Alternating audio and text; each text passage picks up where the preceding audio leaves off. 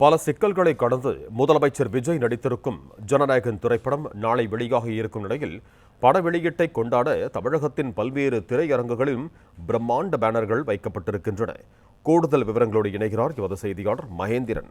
வணக்கம் மகேந்திரன், உங்களிடம் இருக்கும் தகவல்களை பகிர்ந்து கொள்ளுங்க. முதலமைச்சர் விஜய் நடித்துள்ள ஜனநாயகன் திரைப்படம் நாளை உலகம் முழுவதும் திரையரங்குகளில் வெளியாக இருக்கிறது. கடந்த ஜனவரி 9ஆம் தேதி திரைப்படம் வெளியாவதாக இருந்த நிலையில சென்சார் சான்றிதழ் வழங்கப்படாததால் திரைப்படம் வெளியாவதில் தொடர்ந்து சிக்கல் நீடித்து வந்தது. தொடர்ச்சியாக பலகட்ட சிக்கல்களுக்கு பிறகாக இந்த சமீபத்தில் திரைப்படத்திற்கு சென்சார் சான்றிதழானது வழங்கப்பட்டிருக்கக்கூடிய நிலையில நாளை உலகம் முழுவதும் ஜனநாயகன் திரைப்படம் வெளியாகிறது. முதலமைச்சரின் திரைப்படம் வெளியாவதால் முதலமைச்சர் விஜயின் ரசிகர்களும் தமிழக வெற்றிக் கழக தொண்டர்களும் தமிழ்நாடு முழுவதும் கொண்டாட்டத்திற்கு சிறப்பு ஏற்பாடுகளை மேற்கொண்டு வருகின்றனர்.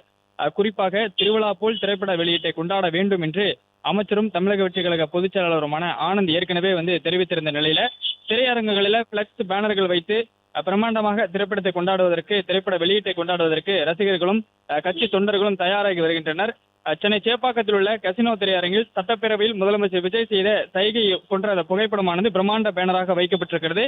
இன்று மாலை அந்த பேனரை அமைச்சர் ஆனந்த் திறந்து வைக்கக்கூடிய விழா ஏற்பாடும் செய்யப்பட்டிருக்கிறது. சென்னையில் மட்டுமின்றி, சென்னையில் இருக்கக்கூடிய பல்வேறு திரையரங்குகள் மட்டுமின்றி தமிழ்நாடு முழுவதுமே முதலமைச்சர் விஜய் நடித்திருக்கக்கூடிய அந்த ஜனநாயகன் திரைப்படத்தை கொண்டாடுவதற்கான சிறப்பு ஏற்பாடுகளை செய்து வருகிறார்கள். திரையரங்குகள் பேனர்களால் நிறைந்திருக்கிறது.